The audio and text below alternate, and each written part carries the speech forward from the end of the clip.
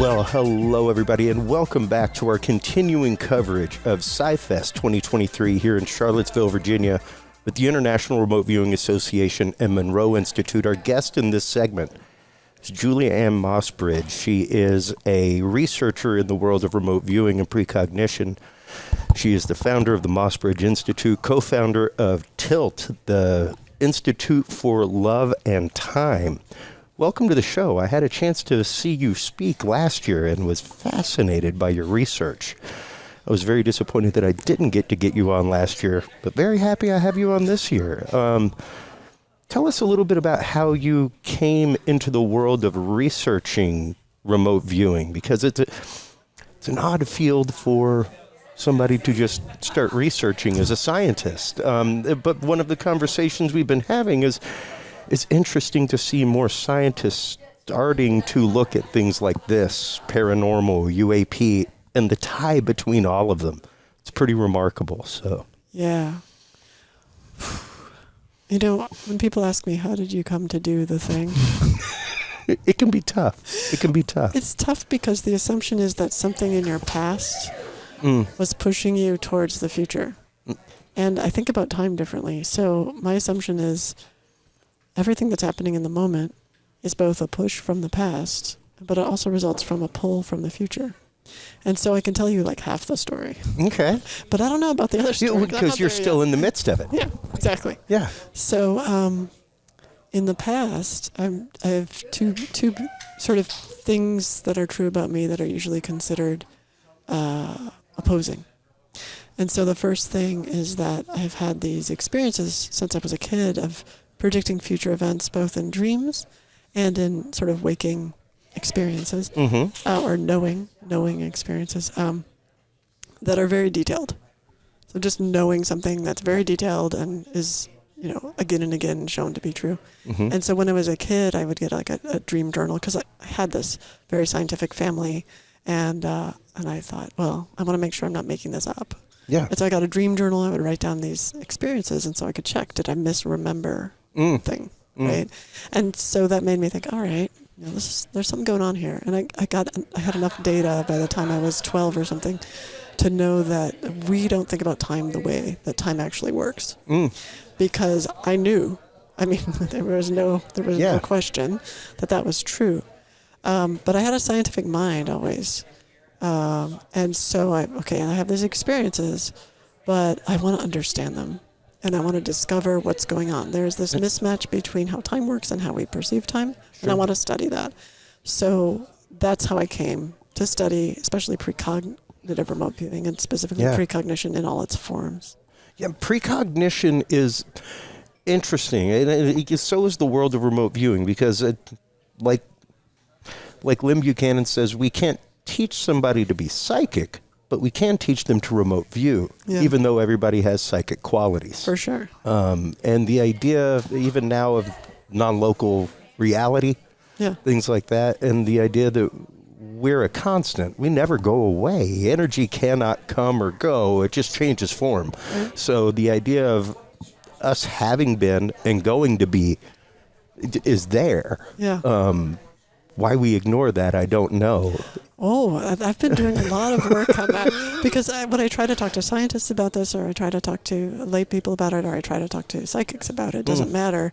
There is this fear of, I think it's a fear of loss of identity. I think I've got it down to loss of identity. Like if who we are is our story about our history, and then someone comes along and says, actually, who we are is this thing that also includes this future that you don't know, and actually you may not even really control. Yeah. That's a little terrifying. It can be, because it revokes some of our power to an extent. It feels that way. But in all actuality, it actually frees you from in all actuality, you're no longer, you're just not as concerned about personal power. Yeah. And your control of a situation, because you realize you can control your reaction. Yeah. That's about it. You can control your state in a situation. I can't control you. I don't know. So let's talk about control. Yes. I don't know that you can control even your reaction, because Because if we think about all the factors that are going into that, like what did you have for breakfast? Mm-hmm. Did you have caffeine or not today?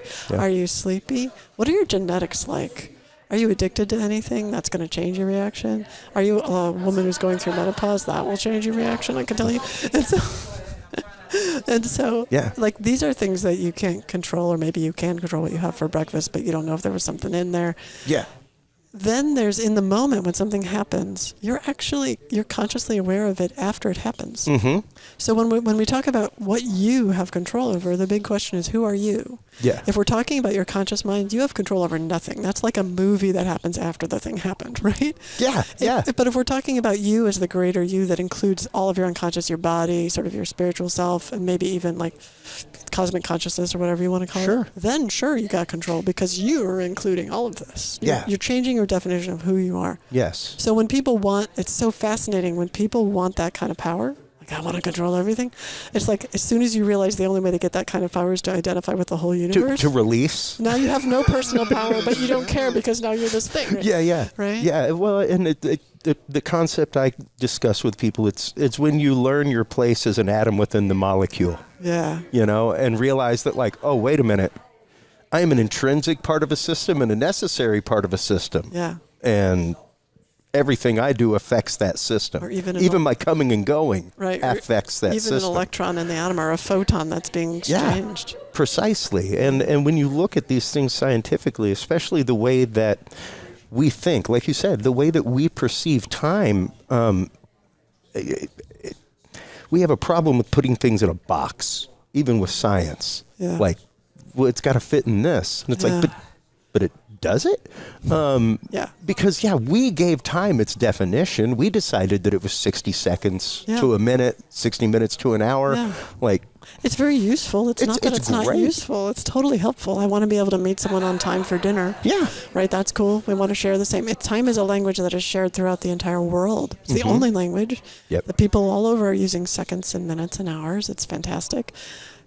So actually, come to think of it, I've been thinking lately that time is the universal language that if there were another species that were trying to contact us, they would speak to us in units of time, because that is true for everyone on Earth. Yeah.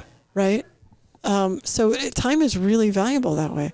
And, to think that part of it is cut off to us just because our conscious brains are going in one direction is just uninsightful. Well, that's a very good way to put it. Uninsightful, because there is a large quantitative part of our brain that is active that we are not aware of. Most of it. It's shown by the fact that 80% of what we do is autonomic. Right. We don't think about it. We don't think about breathing. Right. We don't think about moving once we've learned to walk. It's something that we take advantage of. Yeah. The last guest that we had on was talking about how we are connected to the carbon that we exhale. And the idea that we change every time we exhale, but that's really the only part of our biology that we control. Yeah. Our body automatically, try to keep yourself from inhaling. Your body will tell you no. Yeah. Well, it will eventually make you gasp for air. Try to keep yourself from exhaling eventually. Yeah. I mean, again, this thing about what we control is it reminds me of the argument about, that's what makes humans special. Over the decades, there's been this sort of, that's what makes humans special, and that's what makes humans special. Evolved. It's knocked down. Yeah. Oh, we use tools, and other animals don't use tools. No. We use language. Other animals don't use language. No. Every bit of it that makes us special. It's all about, what can we do to stroke our egos? And it's like, maybe just we have a unique genetic code. No, we're three parts away from an earthworm. Yeah, not really. No. No. It's just like, maybe we just need to be less insecure. Or maybe a little less haughty. Yeah. Because once again, there's that means of control. We want control. Yeah. And that's part of the scientific endeavor, of course, is to understand things. Maybe that's what makes us different from other animals. We are into control and we're arrogant. Well, yeah. Yeah. Every other animal, they said it in the Matrix, every other animal in the world finds stasis in its environment. Yeah. Not you. Yeah, not right. you. You come in, you destroy, everything. That's just what we tend to do. Yeah. And it's strange. Because, Chris, Can we turn down my you bet. my headphones? Absolutely. Okay, Phil. Oh, wonderful. There you Thank go. Sorry. No, it's okay. When we are, let me see how I can phrase this. When we are, I guess, searching for that control, especially whenever you're talking about something like controlled remote viewing. Yeah. There are many different styles of remote viewing, and some of them are much more protocol driven. Some of them are more intuitively driven. Mm-hmm. When it comes to quantifyingly studying that in a lab, which side have you done more work toward? Have you done more work toward the intuitive side, or more work toward the studied, measured side of, protocol remote viewing? Yeah, so both. Okay. I'm one of those unusual people, I think, that I have a gift at analysis, and that's why I do the science stuff, but I also have this intuitive gift. And I really like using them together. So I like studying remote viewing. So I've done a couple papers. You can, where would you find my papers? I think I have a tinyurl.com/precogpapers 2023. I think you can download a bunch of papers there. So like, done a bunch of scientific work. What I've found is that on average, I haven't found anything new. No, that's not true. I've backed up what other people have found, which is that on average, people can do this at a rate above chance, and that there are some people who are gifted at it. So that's what I've found. The new thing is that unconditional love, or the experience of love without constraint, that is, it's non-romantic. It's more close to like a cosmic love, universal love, divine love, agape. Yeah. That, when you're in that state, your capacity to access this information is increased for whatever reason. And I've shown that twice now. The second paper is under review. First paper's out there. And that is, to me, the best scientific work that I've done in that area, because that's a key insight that wasn't there before. Yeah. In terms of the application side, I run a team. I worked with John Vivanco for a while. We had a team that worked with atmospheric scientists to try to figure out address some issues with climate change. I really enjoy working with scientific innovation, cryptography. Sure. Because I'm a scientist, it's like, might as well use my analytical and intuitive skills Absolutely. together. So now I have a team called Intuitive Forecasting. So it's called intuitiveforecasting.com. You can find it. And what we do is we largely do science and technology projects. We do some pro bono missing person cases or perpetrator cases. But generally we do all what I call operational precognitive remote viewing, OPRV. So this is a sort of it's not a method, it's more like a framework or a context for remote viewing. So everyone can use their own method. Sure. Whatever they want. But there's two things that make this the context. So OPRV, the two things are, one, everyone does their work before anyone knows what the tasking is. So you have a transcript that's done, and you set it aside. And it could be months or years before the tasking happens. So you just have a stack of untasked things. And then what you're doing is, in the future, something happens where someone calls us up and says, we're trying to crack this particular encryption or whatever. And so then you pull the done sessions and you use intention to associate in the present a particular tasking with what's going on in the past when the person did that session. And it's a clean way to get an unbiased set of sessions. Yeah. So that's one aspect of that makes it OPRV. The other aspect that makes it OPRV is we use unconditional love intentionally in each session. So in each session, we're going into it with unconditional love. We are starting with like a mindfulness meditation or something everyone like that? starts. Some people start with rock and roll or cleaning their house. Okay. So you can start with whatever they want, but within the actual session, we're basically intentionally sending unconditional love to everyone involved, because the theory is things are going to go well with unconditional love. People aren't smart enough to figure out. No one is smart enough to figure out the right thing to do in any future situation. Yeah. Right. We know that. We should know that by now. And so, if we bring unconditional love into the mix, at least it mitigates some of the mess ups that could occur. Sure. Right? Sure. So that's what that is. One of the things we talk about regularly on this show is the haze in which we live in society now. And yes, at one point, especially, go back to my great-grandparents. I'm almost 50. So go back 50, 100 years, and we were a totally different society. We were connected together in a totally different way. It didn't matter what our political beliefs were. If you needed wood in the winter, I gave you a cord of wood if I had it. Yeah. If I needed food, you gave me some rabbit. Yeah. You know, like Yeah. we took care of each other in that agape way because we knew that we were connected in that way. My neighborhood is like that. I sought out my neighborhood to be like that. Awesome. But it's unusual, and I think we need to get back to it. I just wrote a class on Insight Timer for detaching from social media because and reconnecting with your community, because That's a hard piece of Velcro to pull. I know That's a hard it's one. more addictive than cocaine. But no, it really is more addictive than cocaine. It is a dopamine hit every second. Yeah. And that was fully metriced out when they launched it. Oh, well, yeah. No, I mean, I talked with some venture capitalists about a project once in Silicon Valley, and they said, "Oh, this is really cool. What's going to make it addictive?" And I said, "No. See, addiction's bad for people. Yeah. This is about wellness." And they're like, "Yeah, we're not interested." Yeah, no thanks. Yeah. If we can't addict them, we can't sell them. Yeah. We can't doesn't sell make to the them. bucks. And it's interesting because one of the things we talk about regularly on the show, I did a lot of abnormal psychology study in college, things like that. And our brains are wired for negative feedback. Oh, wired for all kinds of feedback. They have been wired for millennia to pay attention to your surroundings, to live in a slight state of panic and awareness. Yeah. And Just looking for threats and opportunities. that can utterly be hijacked. Oh, that is hijacked, It is exactly. That's what hijacked they're all doing. the time. Yep. And that's just it. And I remember when I was 12 and I had to ride my bike to the library to read things about the Monroe Institute. I could pick up a device and sit there for 10 hours now and read things. I know. It was at one point the fact Here's a question for you. What's that? If you do that, if you do the 10-hour scroll thing down the rabbit hole, does it make you feel good? Right? Research-wise, yes.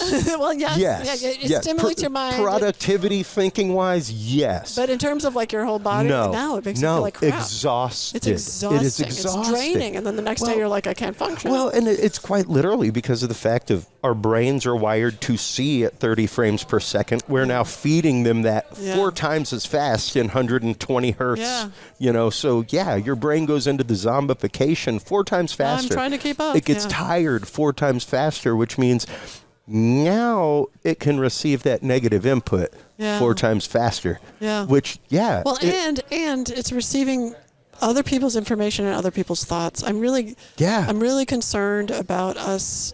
I call it the great cognition heist. I'm really concerned about technology basically doing our thinking for us. Well, the issue I think that we have is the fact that our brains are a big sieve. Yeah. They're made to filter and sort information. That's great if you've got a decent amount of water coming. Now there is a deluge of information. Yeah. And like any colander that you put underwater, if there's enough water going, it will flow over the sides. The colander will not filter it. Which actually, by the way, brings us back to remote viewing, because one of the amazing, that remote viewing as a sort of spiritual practice or as a personal development practice is the experience of being able to pick and choose. Like, what does it feel like internally when I take this piece of information? Yeah. You know, like getting into that state of where you're just really more aware of what your internal information processing is, which doesn't have to go at that rapid speed. Is it's very calming. Well, and it, once again, like you said, very meditative. The way I love Lynn Buchanan's example of this is a martial art.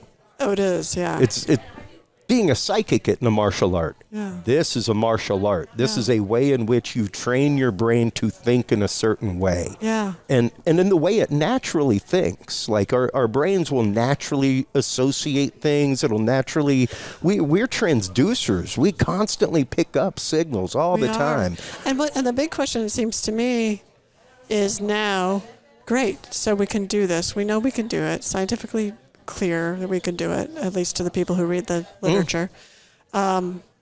So what can we do with it? What good can we do in the world with it? Like, let's do some good. Yeah. Like, I get kind of irritated with the experience seeking and the oh, well, I remote viewed this thing that you can't check out and that's not helpful or whatever. And it's like, oh, you know what? I don't care. Thank you.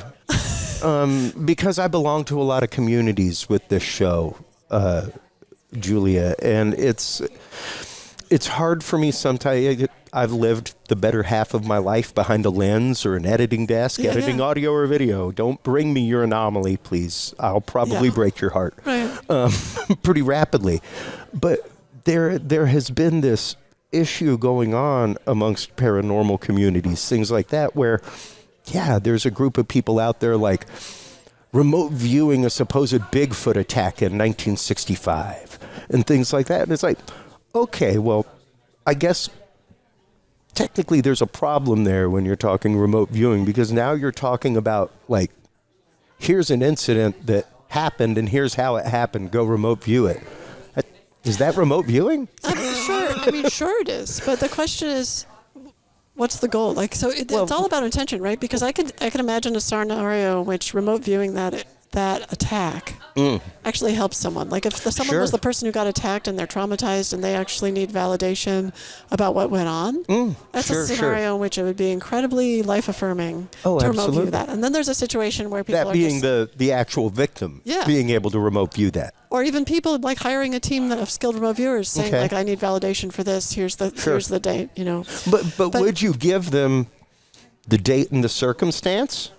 Oh, it doesn't. It depends on how you're doing remote viewing. You might give them. I give everyone nothing because it's all in the future. Sure. Right. So I would personally, if I were talking with that person who said I need validation, I would say great, and then I would just give my team like yet another tasking, pull out what they already did, and answer the question the next day. So it's like, that's fine too. I guess I want to say, there's a room for it all. Sure. But I just want to draw attention to this idea of intention. Yes. Like what matters is, what is the intention? If the intention is to like feel good because you have cool information, that just gets old fast. Yeah. I've been there, but it gets old fast. And then another intention is to feel grateful that you have this gift and want to use it to help the world. Now that intention doesn't get old ever. Sure. That feels really good. That kind of self-transcendent intention. Yeah. And so that's kind of the one I'd like to raise as like, hey, in what way is the work you're doing, whether it's remote viewing, you're a medium, what you're a intuitive dreamer, work, whatever your work is, how is that working with an intention of love, and how are you avoiding the negativity? Well, not even avoiding the negativity, because sometimes things are negative, but like, how are you avoiding the human sort of behavior that we call sort of ego propping? Yeah. No, absolutely. The self-aggrandizement and pat on the back that you can get sucked into that. You can. So, and even the validation from other people. Yeah, that could feel good. And that could also be really important at a certain time in your life. So none of it is like absolutely bad. It's just always checking in with your intention. Yeah. And how is your work received by other people in the scientific community? It depends on the work. Like most of them don't know about that I am a remote viewer, right? That's epic. Yeah. I love that. So I just talk about it in this third person. Yeah. At the third dinner? After the wine. Yeah. I don't drink, but like they're all drunk. Yeah. But so my experience with the scientific community is largely that when I get to talking to them and when I present to them, two things happen. One is people can get upset. So one response is real upset, real anger. They're angry at me. Don't you know about the second law of thermodynamics? Yeah. Like turning red anger. And then I just sort of say, I do know about the second law of thermodynamics, but let's talk when you've calmed down. Yeah. Because your emotional state is not helping. It's not receptive. I just like to call it out, for what it is. And then the second response is they come up to me after a talk and they go, Julia, I need to meet with you privately. And I'm like, I know exactly what's coming. They had some experience they can't explain, and they're scared that they're crazy. They don't want to tell the other people, but they'll tell me because I just talked about crazy stuff. Sure. And so many people at so many institutions have had those conversations with me. Wow. High-level scientists who are like, I'm scared. That we ended up writing a paper about exceptional experiences of scientists and engineers. Well, and the phenomenology of these things, especially now with the UAP whistleblower hearings, things like that, I think it has really, really changed the conversation in a lot of ways. Yeah. Well, in a lot of ways. I was on a lot of topics. I wanted the whistleblowers. I really think Ryan Graves is a great. He's awesome. He's just fantastic. Yeah. I wanted him to speak more about the phenomenology, and he did talk a little bit about the science, and I know that wasn't the goal. But I work with an organization called the Scientific Coalition of UAP Studies, or for UAP Studies. Wow. SCU, you know them? Yes, Yeah, I'm very familiar. Yeah. Oh, I've got to have you on to talk about that. Well, so they're neat folks, neat people, and they're being very responsible. And I'm talking with them about, can we talk more about the phenomenology piece? Yeah. Because there is still a belief, in that world that if you start talking about anything that isn't sort of nuts and bolts, hard and concrete science, then that is too woo-woo. But in fact, we have to admit that we have human experience. That is not material. That is what I loved about the NASA panel. I don't know if you got to watch the NASA panel, but that was my favorite thing. That was one of the first things that they addressed was the fact of we have been woefully irresponsible as scientists. Our job is to study that 3 to 5% anomaly. Right. That's how you make progress in science. Is you study the anomaly. The example I've given on my show the whole time is I don't think I'd ever pay a contractor for 95% of a wall. Yeah. I don't think I would have ever gotten an A in chemistry for 95% of the solution. Yeah. Did the other 5% go to gas? Did it become residue? What happened to the other 5%? It is only the crucial piece. So, yeah. Yeah, that tells us about our reality. And they were literally like, as scientists, our job is to study the 3 to 5% phenomenon and figure out what it is. Well, there's a new paper a new article that just came out about that from one of the scientists saying, this isn't very scientific. It feels like it's still in this old paradigm of we have to show that this isn't extraterrestrial. And it's like, no, actually, folks, we barely understand. Drop the ET, man. Yeah. Drop it. Get rid of the little green man. Yeah. Please. It could be something from another dimension. It could be us from the future. It could be us from the future. And that's why I loved the NHI concept. The idea that just opened a panoply of concepts. If it's us from the future, it's still human intelligence. It's still us. And it's still technically extraterrestrial. Yeah. Because it's from a different Earth. Yeah. Interesting. Yeah, right. Still extraterrestrial. It's sort of like the past is extraterrestrial. I like that. Still with it, because we get hung up on these things. Like UFO just means an object in the sky that's moving that you don't know what the heck it is. It's not always in the sky. It could be under the water. It could be. Yeah. But that's just it. We get caught up in this paradigm of, well, it's alien. No, it's just unidentified. Well, but we're not that smart. I mean, that's why. I mean, God, I love you. I mean, like humans, we get hung up. We don't handle uncertainty well. We don't. We just have this issue with uncertainty, and I get it, because in order to survive, you kind of want to know, is that like a lion that's going to attack me or not? Like I said, our brains are wired in that survival instinct, and that is very easily hijacked with the news that we read, everything else. Like you were saying, that social media engine that's in front of our face, it can be hard to see a positive in your day. Yeah. It can be hard to have that agape love for your brother when all you're doing is reading what red versus blue is doing. Right, and what's fascinating is this is on my social media detachment and course and connecting with your local community. When I was doing that course, I was like, oh my God, it is so real. Like I needed the course too. It is so real that when you actually look around you and you realize like you're always looking for threats and opportunities. Yeah. When you look around you, you put down your phone and you look around you, there's so many more opportunities than threats. Than threats. Thank you. But when you look at your phone, there's all of a sudden more threats and opportunities. We're cortisol junkies, man. It'll kill us. Like, it's really, really bad. It's horrifying. And trying to find a way out of that, trying to find a way that you see. One of the things I brought up regularly is I can't grasp the concept of saying you hate somebody that you've never met or shook hands with. Right. Maybe you don't agree with their point of view, their politics, what they do in life, whatever. But to use that 4-letter word hate, I know, with somebody that you've never mutually spent time with or shared space with, there's a psychology there that is. But it makes sense because one time I was on a bus at a scientific conference being bussed from one place to another, and the bus driver was playing this talk show host that I totally disagreed with politically. Oh. And I'm not going to say whose name it was. But anyway, was playing that. Alex Jones. No, I'm not going to say whose name it was. I'm not going to even pretend that I heard that. So I had this thought, and I wanted tolerance, and I have a relationship with God. Not everyone does. That's fine, but I do. And I was praying, and I was saying, could I just like, I just want to like get to the place where like there aren't like I could send love to like the bus driver, but I can't send love through the radio to this radio person. And the response I got back was, really? So you can't send love to the ones who need it most? Ooh. I know. Wow, you're cold as ice to yourself. Yeah, well, I don't think it was myself, or maybe it was my higher self, maybe it was God, I don't know. But it was very clear, like I was ruthless with myself. Like, oh, so the people who need it most are the ones who you say you hate? Why do you hate them? Because you need love, they need love. Yeah. That's the equation. Yeah. So it's just a simple equation. Absolutely. As soon as you find yourself hating someone, it is a one-to-one. It's a one-to-one. They need love. It is an utter reflection of self. Yeah. Absolutely. And that's a hard bond in your mind to break and to let loose of. I spent my first year in college as a seminary for the Catholic Church. Oh, wow. And many years after as assistant youth minister, working in ministry. And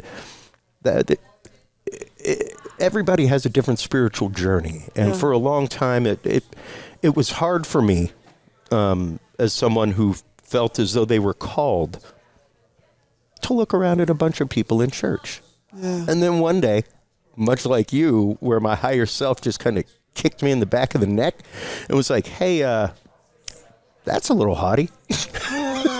Like, we all experience things at a different level, at a different rate. Just because somebody doesn't have that direct connection doesn't mean that they don't have faith, doesn't mean that they aren't connected. Like, who knows? That is they could be more connected than you, but you don't recognize it. And it's us putting our paradigm upon somebody. Yeah. You know? And that's what comes back to the unconditional love. Exactly. I think the reason why, sort of my explanation for why unconditional love opens you up to information from the non-local world, or this world, non-locally. I guess non-local access to information. Sorry, I have to be precise with the language. It's okay. Anyway, I think the reason that unconditional love opens us up to that is because judgment is like a block. Yep. And it's a brick in a wall. Yeah. And without the unconditional love, you're automatically judgmental. Yeah. Yep. Right? You have these rules that I would love that person if they changed in this way. Well, it's the fact of we're having the conversation on the way to the table. Yeah. We're in the car. Yeah. We're literally going over what we're going to say and what they say in return. Like, you haven't even hit the table yet, Jack. Yeah. Put it in third gear and coast. Yeah. Actually, and get to the table. Yeah. Get to the table. Wait till the conversation happens. Yes, I have this mentor who once said to me. And I'm not saying that you're not maybe being precognitive, folks. No, however, are you imposing that upon the situation? And even whenever you're looking at, all of this research with remote viewing started about the fact of we can impose our will upon a situation, whether we don't realize it. Yeah. Scientists going home and just going, did I do that right? Did I do it right? Did I get that number right? And because they're thinking about their experiment, they're actually affecting it in the lab miles away. So we can utterly. It's kind of sad. It is to an extent. It's sad. It's sad. But it's sad when. What am I talking about? It's sad when the obsession is about control. I totally understand that. I've totally been there. Yeah. And I'm not saying I won't be there again. But I think less so, but I don't know. Who knows? Yeah. Anyway, when the obsession is about control, you don't notice all the other things. And that can get you in big trouble. Yeah, exactly. And with your work with Tilt, that concept of spreading love, that concept of helping people find that frequency of love, what can they do in their daily life? I know right now is the time of mindfulness. We've gone through many times of philosophy in our lifetimes, but right now we are in the world of mindfulness. It's interesting to see people coming back to this concept of slowing down, being present in the moment, being here and now. Yeah. Don't worry about later. Like literally there's nothing you can do about that. You can prepare yourself. That's it. So what can they do in their daily to help lift that agave and kind of stamp out the negativity? Well, again, aside from getting rid of social media, of course. The negative, you've got to be careful with negativity because life is full of things that are positive and things that are negative. Sure. And no one's immune. I don't care how much money you have That's or how right. enlightened you are. Everyone has experiences that they would wish that they didn't have. Sure. The key difference is suffering. Yeah. So like there's pain. Like I break my leg, I would rather not have broken my leg. The key is, are you suffering? Yeah. And that's different from the pain, right? And so that relates to tilt. So the suffering is sort of this opinion that things should have been differently, should have gone differently. Guilt around if I had done something different, it would have been different. Shame around that, or pride that things I did went really well, and that's why things are great, right? Yeah. And so it's this attachment to your control that creates the suffering. And so what TILT is about, the Institute for Love and Time, just so that I can say the acronym, is about using unconditional love in the context of holistic time thinking. Okay. And so we call that structural love. And so people have talked about structural racism, structural hate. This is structural love. And it's this idea that we are actually living in this matrix of love. I'm not talking about romantic love. No. I'm not talking about love in a pizza. I'm talking about this kind of agape, this kind of divine love, or this cosmic universal love. We are living in this matrix of love. And what we can do is embrace it throughout time and get really conscious of that. And that solves this suffering problem. So if you break your leg and you're all attached to like, I should have done this or whatever, but you have a practice of connecting with yourself over time, past versions of yourself, future versions of yourself, and you connect over time in a space of unconditional love, then that is extremely healing. And actually we've shown that. So we created a technology. Do you know this? No. Oh, we created a technology. Oh, my Lord. Yeah, it's called Time Machine. It's you can just find it online at timemachine.love. Okay. And it takes you through. I love it. Yeah, it's free. That's epic. It's free, and it's for everyone. And we tested it with 97 people over 26 days. About half of the group of people had been really traumatized as children, and about half were less traumatized. The reason I say that is because the people who came in the door who are very traumatized as children, their overall well-being was lower than people who hadn't been traumatized, self-reported. Sure. Now, the reason I'm telling you that is because that's what you would expect. People who've had rough childhoods tend to have overall lower self-esteem as adults. Not self-esteem, well, yes, also self-esteem, but overall well-being is what I meant to say. And then over the 26 days, they both groups improved. But they met up so that at the end of the 26 days, they were at the same level of overall well-being, which is really tough to do with this population. Remarkable. We are very excited about that result. And so I'll tell you what the technology does. Yeah. It's simple as could be.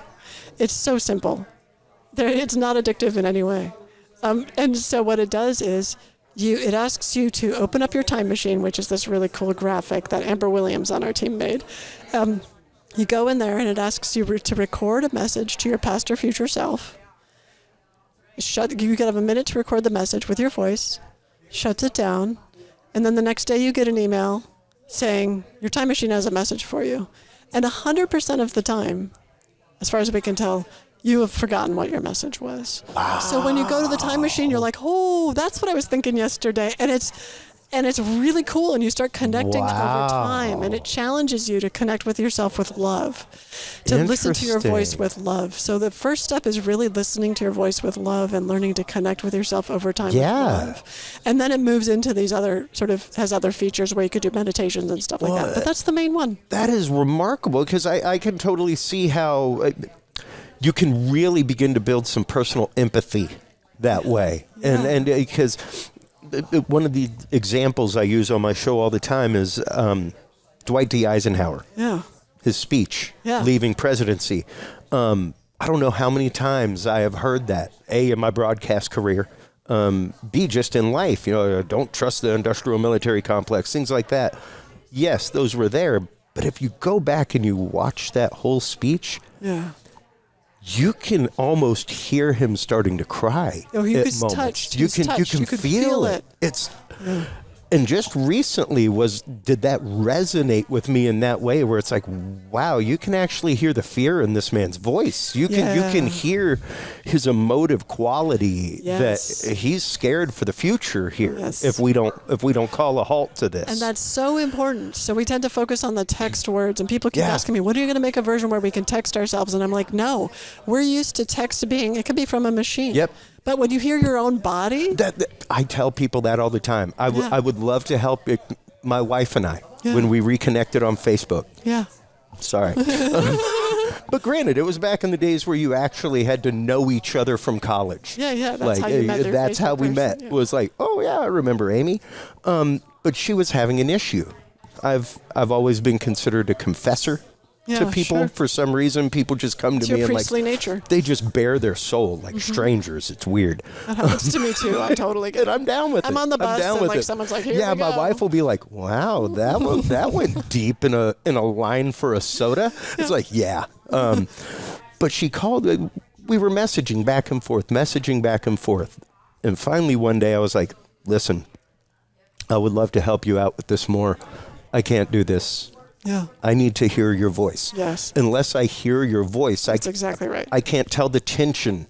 It's not the comma where you're putting it ain't giving me the tension of your life right now. The voice is so key. I need to hear your voice to understand your emotion, to lock in to how to help you. Yes. And that began our first phone call. But that was literally the conversation. It's the essence of the soul. You know, I had a voice teacher who told me, my only voice teacher is fantastic, Heather Arani.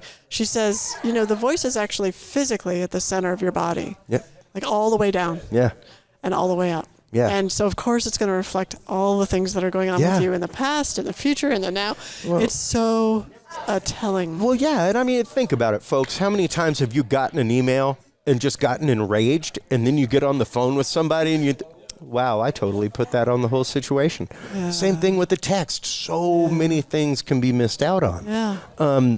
We lose our compassion. If you actually take a minute and a half out of your day and make a phone call, there won't be a miscommunication. Yeah. You'll understand the unction and urgency behind somebody's voice and understand if they're mad or maybe frustrated instead of mad. Yeah. They're two different things that are kind of associated, but one's anger, one isn't. One's anger, one's fear. They're two different things, and if somebody's frustrated and fearful, you can help them with that. Yeah. You can't help them with anger. Like you said, like, I'm sorry, you're angry. We need to have this conversation later. Another time. You built the wall before I got here, buddy. Anger's a whole process. Let's start working on removing mortar, then we can talk. And it's interesting to see that relation and the idea that we need to hear ourselves from the past. Like physically hear ourselves. Oh, I mean, and hear our worry. With things. We had this amazing program, Amber, the one I mentioned, who made the time machine visual. She had this idea of bringing it into she lives in Chicago, bringing it into Cook County Jail and working with the inmates with this thing. Beautiful. It was frigging awesome. And so she's talking to them and she's telling them about this idea of like you exist over time, and even though we just see the now, that still exists in the future. And they're like, really? And so they did their first recording. And they kind of, we had one account for all of them, and they kind of shared who talked. And it was really touching. I was able to witness them listening to the recording from the week before, and them going, that was me. I was there. I said that. Like really, like, look, I really exist because I exist in time.